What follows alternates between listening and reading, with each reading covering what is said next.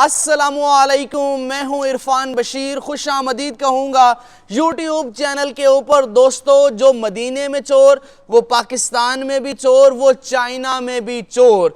चोरों को न सिर्फ पाकिस्तान बल्कि पूरी दुनिया में कहीं भी मुंह छुपाने की जगह नहीं मिलेगी। जहां भी जाएंगे चोर चोर के नारे लगेंगे।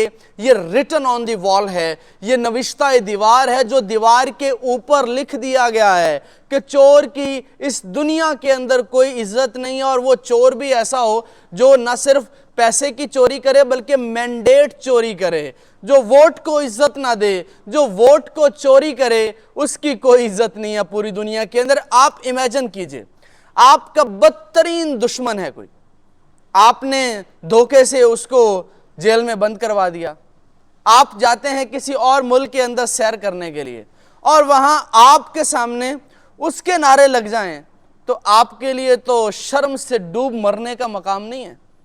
आपके लिए तो चुल्लू भर पानी में डूब मरने का मुकाम नहीं है। लेकिन वो डूबते मरते वही हैं जिनके अंदर रत्ती बराबर गैरत हो, जिनके अंदर थोड़ी सी हया बाकी हो। शायद पाकिस्तान के सियासतदानों के अंदर कोई हया नहीं है, कोई गैरत नहीं है, कोई शर्म नहीं है। और दूसरी बहुत बड़ी खबर, अब जजेस को कोई एजेंसी का बंदा वो नहीं ब्लैकमेल कर सकता।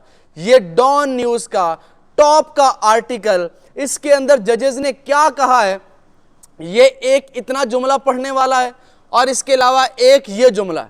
ये जब मैं आपको पढ़ के सुनाऊंगा आप यकीन नहीं करेंगे कि अच्छा, इस्लामाबाद हाई कोर्ट के जजेस इतने जुर्रतमंद हो गए। इस्लामाबाद हाई कोर्ट के जजेस ने ऐसा स्टेप ले लिया कि कोई बंदा उनको ब्लैकमेल नहीं कर सकता, ना सिर्फ छोटे जज से लेके चीफ जस्टिस तक। ऐसा क्या हो गया, ऐसा कौन सा स्टेप लिया है?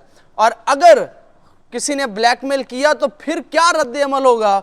दोस्तों, ये अनबिलीवेबल है। ये पाकिस्तान में आज तक नहीं हुआ जो अब हुआ है या जो अब होने जा रहा है। ये आज तक पाकिस्तान में किसी ने सोचा भी नहीं था कि ये भी हो सकता है जो अब होने जा रहा है। सबसे पहले जरा ये सुनिएगा गौर से, वीडियो को लाइक लाजमी कीजिएगा, चैनल को सब्सक्राइब कर लीजिए ताकि हर आने वाली वीडियो आपको इस चैनल के ऊपर मिलती रही है। अच्छा, वो बताई गई है पूरी डिटेल, ये हर किसी के पास खबर नहीं है। ये डॉन न्यूज के कुछ सोर्सेज हैं अंदर जजेस के अंदर, उन्होंने बताया है कि जजेस ने कहा है, सुनिए जरा, in order to make the court immune from undue influence, यानी कोई भी कोर्ट को बनाने के लिए, दबाव से बचाने के लिए काम क्या किया जा रहा है? The full court decided to reactivate its inspection teams. Reactivate करना है अपनी टीम्स को, दोबारा इंस्पेक्शन टीम्स को। अच्छा, एंड एम्पावर इंस्पेक्शन जजेस, और जजेस को पावर देनी है to enable them to address the complaints of judicial officers of the subordinate judiciary against any interference and pressure, sources told Dawn। यानी कोई जजेस को अब दबा नहीं सकेगा, कोई उनको प्रेशराइज नहीं कर सकेगा। लेकिन अगर किसी ने जज को ब्लैकमेल किया, किसी ने जज के खिलाफ कोई ऐसी हरकत की, किसी के रिश्तेदार को उठाया, तो ये क्या होगा? रीएक्टिवेट कर दी गई है जजेस की वो वाली टीम जो इंस्पेक्शन करती है और वो जनाब कंप्लेंट सुनेगी तमाम लोगों की। आगे थोड़ा सा एक और जुमला सुनिए।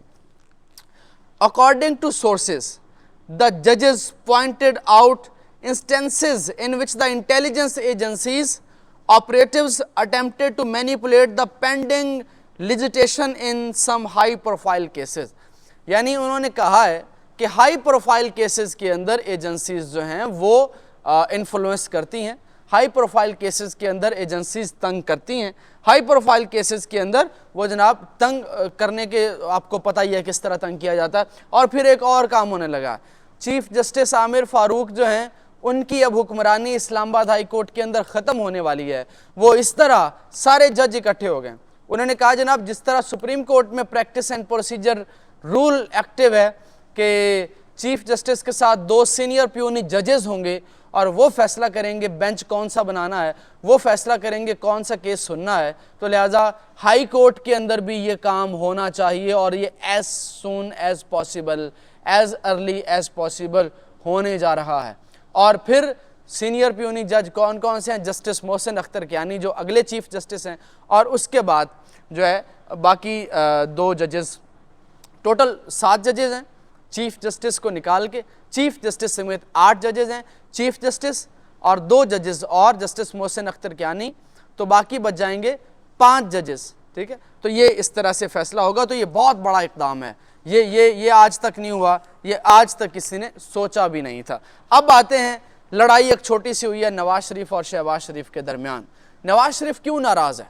नवाज शरीफ की नाराज़गी एक तो ये है कि उसको वज़ीर आज़म ने बनाया, दूसरी बड़ी नाराज़गी है कि वो कहता है मुझे तंदूर पे ये नालियाँ चेक करने के ऊपर लगा दिया है, मुझे ये आटे का रेट पता करने के ऊपर लगा दिया, मैं तो वज़ीर आज़म बनने आया था, मैं तो 3 दफ़ा का वज़ीर आज़म हूँ, ये मेरे साथ क्या खेल खेल दिया आपने। और ये खेल किसी और ने नहीं खेला, ये शहबाज शरीफ ने खेला है। तो अब सुनने में ये आ रहा है कि शीन निकल चुकी है नून से, और नवाज शरीफ ने एक मीटिंग के अंदर गालियाँ तक दी हैं, गालियाँ तक दी हैं शहबाज शरीफ को। ये जनाब सोर्सेज जो हैं वो बता रहे हैं कि इस हद तक नवाज शरीफ गुस्से के अंदर हैं, और ये कोई ढकी छुपी बात नहीं है, ये सबको पता है।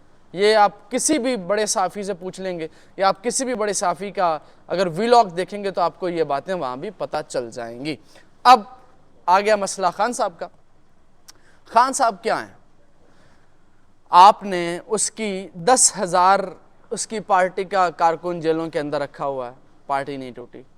आपने उसकी पार्टी में से 4 पार्टियां निकलवा दी, उसकी पार्टी उससे भी ज़्यादा मजबूत हो गई। आपने उसकी पार्टी से अलीम खान, जहांगीर तरीन, परवेज़ खटक, फवाद चौधरी, ओन चौधरी, पता नहीं फिरदौस आशिक अवान, फ़याज़ुल हसन चौहान, पता नहीं दुनिया जहाँ का गंद भला आपने निकाल लिया उसमें से। वैसे एहसान ही किया ये तो, ठीक है, बड़े बड़े लोग निकाल दिए, पार्टी नहीं ख़त्म हुई। आपने उसके ऊपर 200 केस कर दिए, वो झुका नहीं है, वो आपका नाम फिर लेता है, अदालत के अंदर खड़े होकर नाम लेता है। आपने जहाँ पे वो खड़ा होता है वहाँ आपने एक फेंस लाइन बना दिया, एक शीशे की दीवार बना दी है चारों तरफ के ऊपर के वो मीडिया से बात ना कर सके। और वो कैसा पागल आदमी है, वो उधर से जंप लेता है और उठ के बताता है कि जनाब ये बंदे ने किया है, और उसको ये पैगाम दे दो कि अब ये होगा। क्या इस बंदे को शिकस्त दी जा सकती है?